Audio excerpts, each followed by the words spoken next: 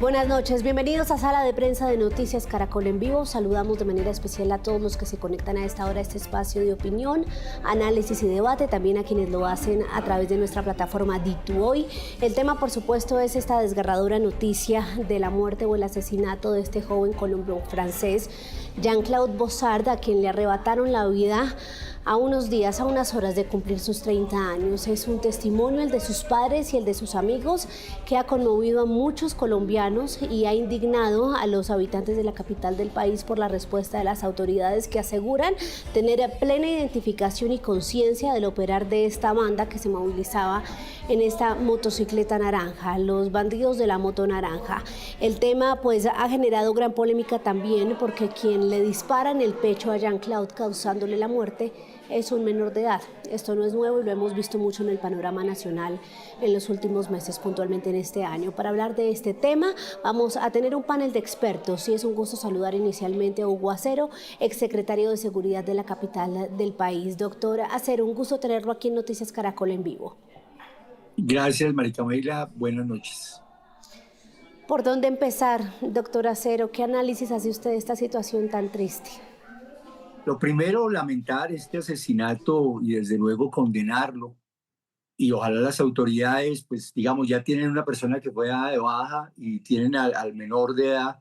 Se sabe efectivamente quiénes fueron. Digamos, hay una reacción importante ahí, pero lamentar el hecho. Lo segundo, desde luego que el tema del homicidio en el periodo de gobierno del alcalde Juan Manuel Galán, pues digamos ha venido aumentando. Este año está disminuyendo, pero si comparamos enero-septiembre del año 2023 con enero-septiembre de este año, las cifras según Medicina Legal habían aumentado por encima del 8%, comparados esos periodos, que es como hay que compararlo. Y yo creo que a pesar de los esfuerzos que ha venido haciendo la administración, este delito ha venido creciendo y lo ha venido haciendo no solamente en la ciudad, sino en todo el país, en donde la cifra de aumento es más o menos similar a la que se registra en Bogotá. Sí. ¿Qué análisis hace usted puntualmente sobre la situación que genera gran indignación? Uno entiende, doctor Acero, que hay casos como estos que pueden manchar el trabajo de muchos meses y que las cifras pueden estar diciendo lo contrario, pero es que el tema que más genera indignación en este momento es que no se hizo nada cuando ya se conocía cómo operaban estos bandidos y se tenía incluso la placa de la motocicleta. ¿Por qué no se hizo nada? Es lo que se pregunta mucha gente.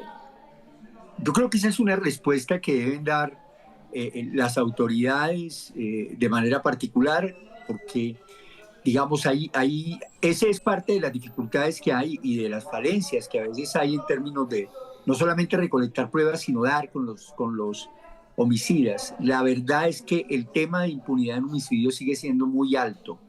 La Fiscalía habla de un esclarecimiento del 40%. Quiere decir que de cada 10 homicidios solamente conocemos 4 personas, o sea, conocemos a 4 victimarios, pero en esos casos no es que se tenga detenido al victimario.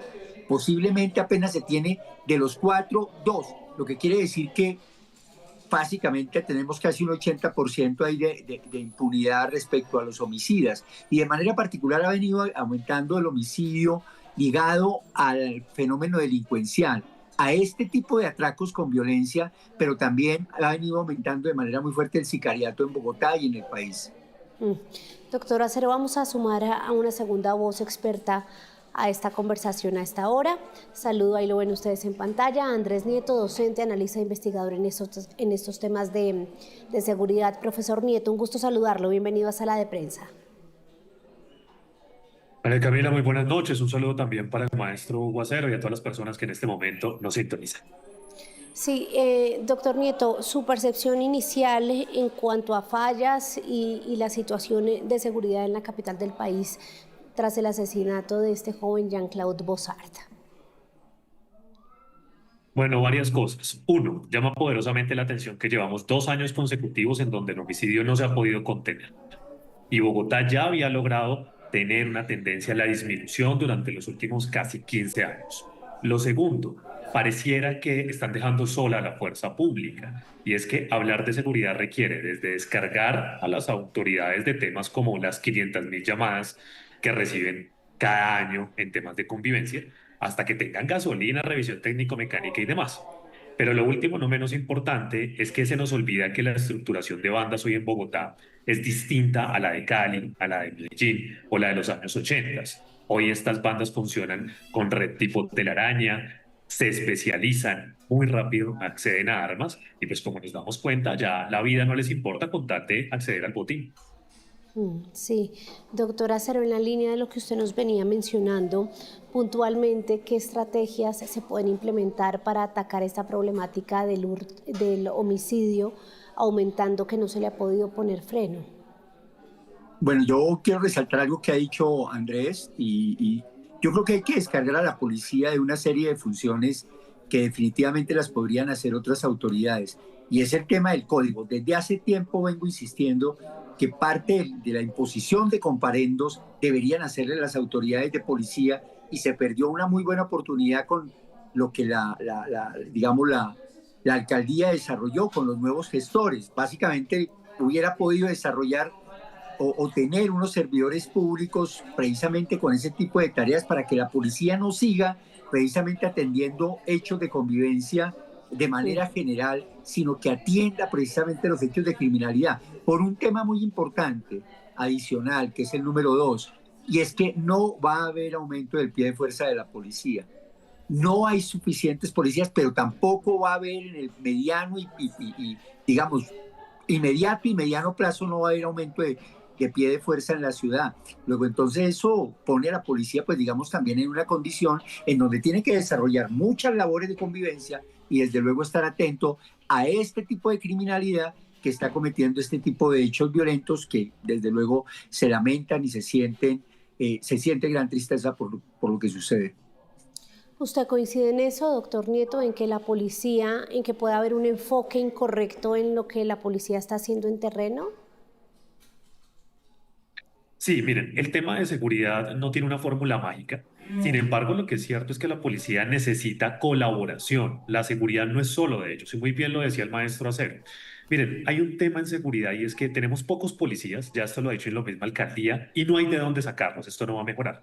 Pero sí podemos descargar a la fuerza pública de situaciones que pueden atenderse desde el sector social, desde el sector gobierno, desde el sector de basuras, desde las empresas de energía.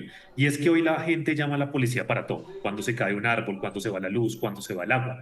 Y ese policía que se desgasta en situaciones que deberían atender otros roles son los policías que nos hacen falta en los términos de crimen y de delito, o sea, en esa acción donde la persona va a perder la vida y necesita que alguien llegue y lo saque. Pero adicional a esto, también necesitamos un plan integral de seguridad. No hay que esperar que pase algo para ver si se puede capturar el delincuente, sino hay que prevenir que pase. Y entre otras porque hoy el gran talón de Aquiles de la seguridad es la justicia, que de cada 10 capturados, 7 queden en libertad en menos de 72 horas, son dos mensajes nefastos. Uno para el delincuente diciéndole, no le pasa nada, siga delinquiendo, y otro para el ciudadano diciéndole, de nada sirve que denuncie, y a lo mejor pues se termina impulsando la justicia por mano propia que tenemos que rechazar, pero que eso es lo que queda en el albur y en la opinión de la ciudadanía todos los días. Sí, doctora Cero, hay un tema que escuchaba en un análisis en Blue Radio esta mañana y es que hay esa percepción de que se ha perdido ese trabajo fundamental y coordinado entre la comunidad y la policía. Y de hecho, sabe que sí se siente, uno sentía que antes el tema de los CAI era algo que tenía mucha más fuerza, esa coordinación entre la ciudadanía avisando a los policías de lo que estaba pasando en materia de delincuencia y pues se podía resolver de mejor manera. Y lo atribuían en el análisis a que pues cada que llega una administración pues se renueva la política de seguridad y no se mantiene lo bueno como ese tipo de políticas, o ni siquiera es una política, eso es como de prácticas de convivencia y seguridad que ayudaban tanto a resolver estas situaciones. ¿Usted coincide con eso? Yo creo que hemos abandonado el tema del capital social y lo abandonaron no esta administración, eso hay que decirlo. Realmente son muchos años atrás en donde la policía dejó de estar cerca a los ciudadanos. Pasamos de una policía comunitaria que querida por la gente a una vigilancia comunitaria, luego al plan de vigilancia por cuadrantes, y los policías no volvieron a hablar con los ciudadanos. Pero no es solamente la policía, es que ese es el tema fundamental en tema de capital social. El capital social lo debe crear, fortalecer y desarrollar toda la administración. Capital social en cultura, en educación, en salud, organización comunitaria, absolutamente en todos los sectores de desarrollo, incluida la seguridad.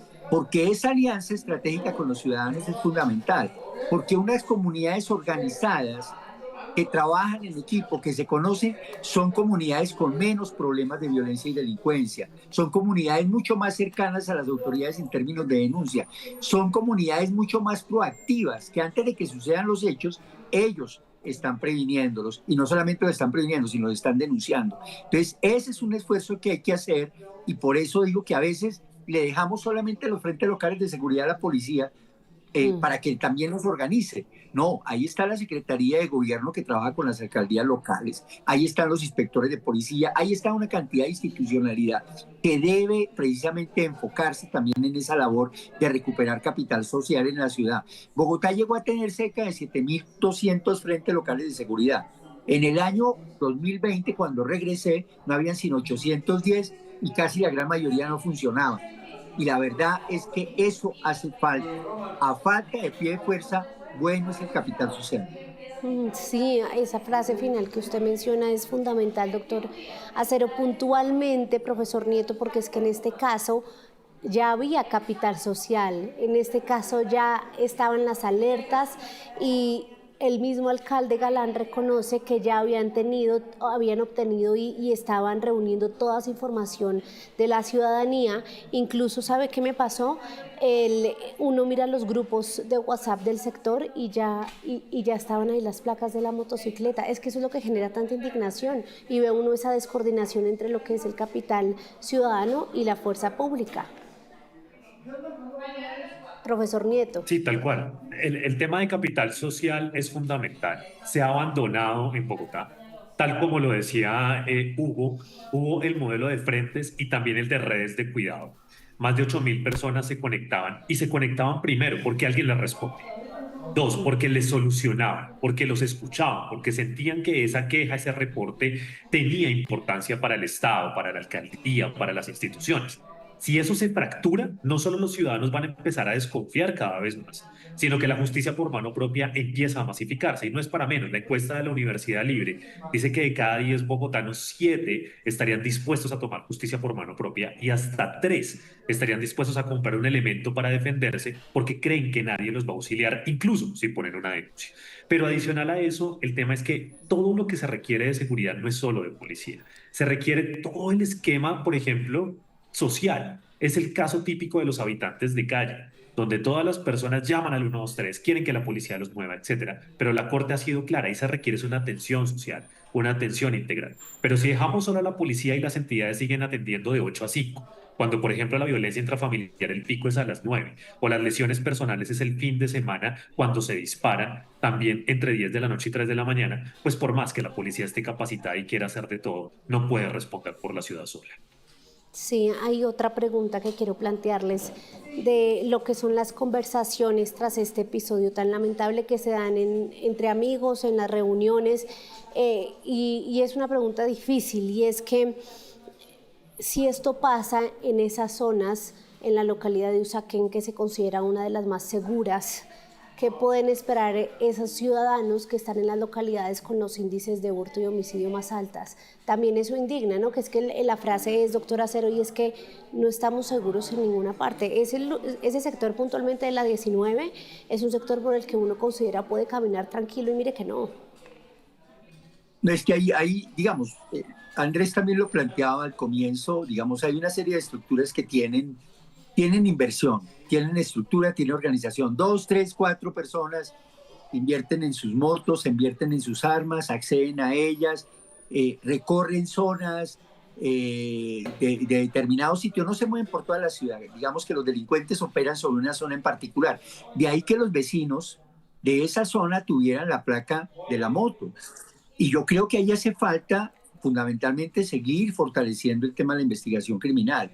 Y lo más terrible de todo esto es que esto no está sucediendo solamente en Bogotá, está sucediendo en Cali, está sucediendo en Medellín, que también está incrementando el homicidio, como sucede en Cali. Y está sucediendo en Barranquilla, que también está creciendo. Y lo más terrible de esto es que el presidente no está dialogando con esos alcaldes. Yo no veo las reuniones que puede tener los alcaldes con el presidente, porque es que el presidente no facilita esas reuniones. Y ahí se requiere también una decisión del gobierno nacional. ¿Dónde se va a invertir? O sea, sí hay capacidad para aumentar el pie de fuerza, eso lo debe decir el gobierno nacional. ¿Cuál es la inversión que está haciendo el gobierno nacional en términos de recursos para que haya más policías o para que haya más investigadores judiciales, para que haya gente trabajando mucho más en inteligencia, para que esas denuncias ciudadanas no terminen archivadas y luego aparezcan diciendo que la gente había denunciado varias veces que eso iba a suceder y finalmente sucedió?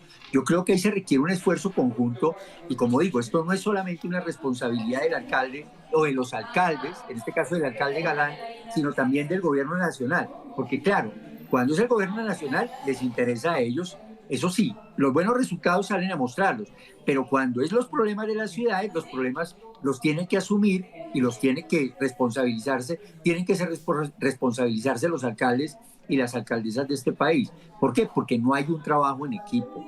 Es más, la fiscalía no se ve trabajando de manera armónica con las autoridades del orden nacional y menos con las autoridades del orden local. Yo creo que ahí hay una desarticulación que está facilitando la acción de los delincuentes. No, y es que si esperamos algo de la Fiscalía, doctora Acero, la Fiscalía está en unos índices de inactividad por muchos frentes en este momento que son lamentables, pero sí, si bien el tema del pie de fuerza siempre se le reclama, no solo esta capital, sino otras ciudades grandes lo reclaman al gobierno nacional, eso sí sería un remedio para esta situación, doctor Nieto, porque es que el punto, acabamos de discutir cómo los policías están enfocados en temas más de convivencia que de seguridad. El pie de fuerza, digamos que se incremente sustancialmente, ¿sí sería un antídoto, un remedio para esto?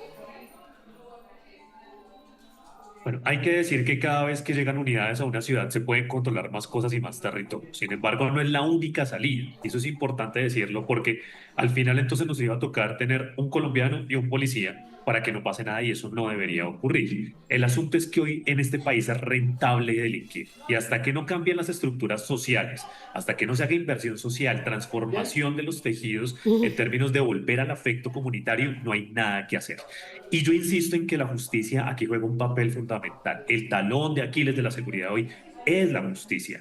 Y eso porque aquí vamos a poner dos grandes cosas. Uno, la policía hoy tiene que sumar y sumar videos de cámaras, testimonios de lo que pasa en redes sociales, de lo que envían los frentes, para poderle demostrar por un fiscal y a un juez que esa persona no solo está en el marco de un hurto simple, sino que son intentos de homicidio, conciertos para delinquir. Y mientras que logran articular y sumar todas esas pruebas, pues Listo. siguen ciudadanos siendo víctimas de hurto o, como vimos, pues temas de homicidio. Y lo segundo, lo menos importante, es que el tema de la investigación puede funcionar y digamos que en el mejor de los casos los lleven a la cárcel, pero tampoco se le ha puesto atención al sistema penitenciario y carcelario. Y es que hoy los pocos delincuentes que llegan a los centros penitenciarios y carcelarios llegan a una universidad del crimen, donde si no eran muy especializados, no tenían grandes contactos, terminan ahora sí haciendo parte de grandes estructuras criminales. Doctora Acero, entonces la fórmula tiene muchos componentes que están fallando. ¿Cuáles más le suma usted ahí a los que ya hemos conversado? Yo creo que el distrito debe avanzar y son proyectos que hay que mirarlos también en el mediato y mediano plazo. El distrito debe avanzar en el diseño de la nueva cárcel distrital en predios de La Picota. Eso quedó ahí. No sabemos si ya se tienen diseños, no sabemos si con esos diseños efectivamente se va a iniciar un proceso de contratación para la construcción de la nueva cárcel, cuál es el cronograma, cuál es la inversión. Eso se requiere. Las estaciones de policía están completamente hacinadas de personas detenidas en Bogotá. Y ahí se requiere solucionar ese problema de hacinamiento en las estaciones de policía. Cuando estuve como secretario, lo primero que hice fue buscar salidas a ese problema. Ampliamos la capacidad con el tema del centro de reclusión de Puente Aranda, para 560, pero eso nosotros en ese momento llegamos hasta el 50%, no sé si ya se completó el cupo total, pero también iniciamos los procesos precisamente para que alguna vez llegara a ser realidad la nueva cárcel distrital. Eso se requiere, pero también, lo vuelvo a mencionar, se requiere el tema de la investigación criminal. Andrés plantea el tema de impunidad. Se está hablando con el Consejo Superior de la Judicatura, porque esas peleas públicas en donde la administración sale a decir que los jueces son los culpables porque le entregan 80 personas y solamente detienen 15 o 10, pues hombre, los jueces también tienen muchas cosas que decir. Y yo creo que en eso hay que hablar con el Consejo Superior de la Judicatura, claro, respetando la independencia de poderes, pero es bueno saber qué otras fallas hay. Cuando hemos hablado con el Consejo Superior de la Judicatura, también encontramos que a veces no estamos entregando las pruebas, ni en calidad ni en cantidad, ni como se requieren, y por eso tienen que dejar a los delincuentes libres, porque las pruebas no son completamente contundentes. Claro, tengo que reconocer que hay muchos casos, o algunos casos más bien, en donde las pruebas son contundentes y algunos jueces toman la decisión de casa por cárcel o simplemente dejar a la persona libre, y eso sí, realmente es censurable, y los únicos que podrían juzgar ese comportamiento de manera adecuada es el Consejo Superior de la Judicatura, que es juez de los jueces. Y yo creo que eso hay que comenzar a hablar con los jueces también, y desde luego con fortalecer todo el tema de investigación criminal en la Fiscalía, que haya más fiscales especializados por delitos, y desde luego haya también más investigadores de la policía en temas de investigación criminal, hombres y mujeres, y desarrollos tecnológicos. Yo creo que no son soluciones inmediatas, pero hay que comenzar a fortalecer esos frentes. De lo contrario, vamos a seguir en la misma situación. No tenemos aumento del pie de fuerza, no hay más policías, la policía los detiene, los jueces los sueltan, sabíamos que eso iba a suceder, teníamos información, así vamos a repetir la historia. Yo creo que hay que hacer un esfuerzo un poco más profundo que permita solucionar problemas que no se solucionan de la noche a la mañana. Yo comprendo perfectamente los esfuerzos que hace el secretario de Seguridad, Restrepo. Comprendo perfectamente las acciones y los recursos que viene entregando el alcalde Carlos Fernando Galán. Ellos en su plan de desarrollo, de manera, yo diría, ambiciosa, propusieron que la meta al finalizar el gobierno sería de 8 homicidios por cada 100.000 habitantes, y eso no ha bajado de 14 y en algunos casos casi que se sube a 15. Yo creo que hay que reconocer esos esfuerzos, pero hay que hacer mucho más. Ay, sí, es que es muy triste. Quiero cerrar con una frase del papá de Jean-Claude, del señor Jean-Claude Bossard, refiriéndose a quizás el tema que ha sido como la polémica este año en materia de administración de justicia y trato a los delincuentes, que es el trato a los menores. Él decía que ese joven que le disparó a su hijo no es ningún joven al que se le debería dar un trato especial, sino que eso es un asesino. ¿Ustedes qué análisis hacen puntualmente sobre este tema que genera tanta discusión? Porque se habla de que son jóvenes menores a los que el sistema les ha fallado, pero hay otras voces que dicen que a los 16 años uno tiene ya conciencia absoluta de lo que hace, y más si tiene un prontuario como el que tenía este joven. Es el mismo caso del senador Miguel Uribe Turbay. Es un tema muy polémico. Arranco con usted, doctor Acero, para cerrar sala de prensa con este tema del tratamiento a los menores. Se ha planteado el debate, está ahí, ¿cuál es el proyecto de ley? Porque también hay que mirarlo. Yo creo que esa es una discusión no solamente del Congreso, es una discusión social. Yo creo que también hay esfuerzos importantes en muchos casos de delitos que cometen los jóvenes, con justicia restaurativa, doctor, con buenos resultados en Bogotá, y eso hay que mirarlo antes de bajar la edad. Pero es decir, hablemos de cuál es una posible solución, más allá de si hay o no proyecto de ley. O sea, ¿qué tratamiento se le debería dar a esto? Pero la ley establece que no se le puede juzgar como un adulto a una persona menor de 18 años. ¿Qué sería lo ideal? Porque ya hay algunos proyectos de ley ahí en curso para quitarles esa protección especial, pero ¿qué sería lo ideal y cuáles son esos modelos que usted resalta son ejemplares en el tratamiento efectivo a estos menores delincuentes?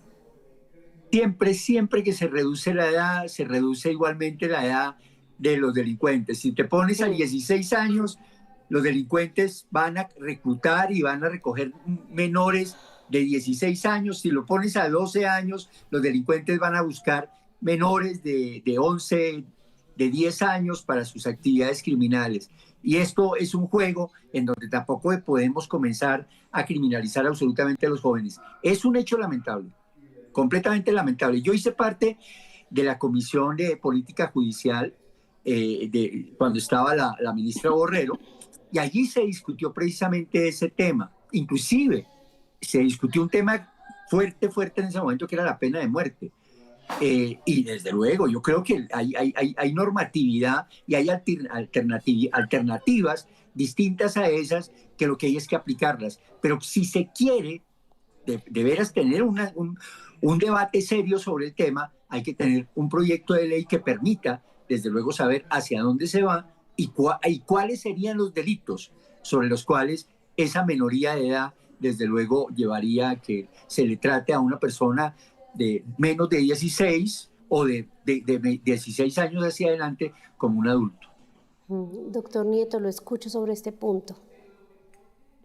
Bueno, yo quiero dejar dos datos. El primero, se estima que el 32% de las bandas delincuenciales hoy son bandas familiares, o sea, adultos, abuelos, papás, tíos que están enseñando a delinquir desde los 5 años a los niños y niñas. Y un niño que crece en ese ambiente donde cree que precisamente la delincuencia es un proyecto de vida, pues aquí ya no hay futuro en términos del país. Y eso tiene que cambiar en un debate público que inicia en la sala de la casa de cada uno de los